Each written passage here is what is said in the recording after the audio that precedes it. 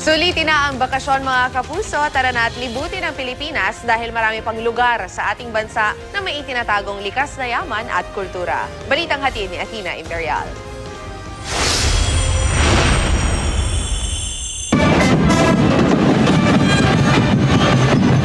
Nagpakitang gilas ang iba't ibang festival sa probinsya ng Albay para sa taon ng Daragang Magayon Festival sa Legazpi City.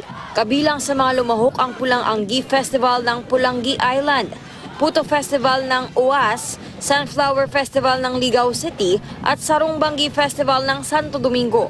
Game sumayaw ang mga lola mula sa bayan ng Kamalig, kung saan ibinida nila ang pagluluto ng sikat na Bicolano dish, ang pinangat.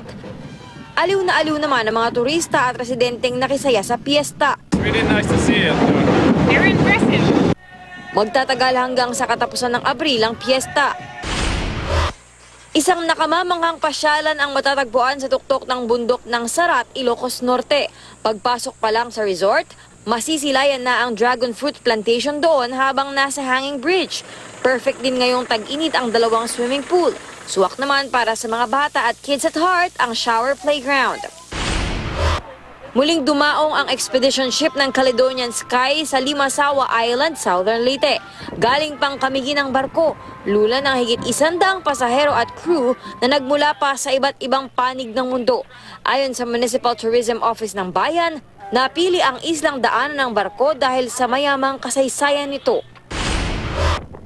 Sa mga gustong mag-relax ngayong summer sa abot kayang budget, tiyak ma-e-enjoy ang Tala-Tala Beach sa Tugaya, Lanao del Sur. Kaya naman ang mga residente sa lugar talagang sinulit ang pagtatampisaw sa dagat. Pero ang ilan, nagbitbit pa ng kanilang mga palanggana at naglaba na doon. Athena Imperial, GMA News.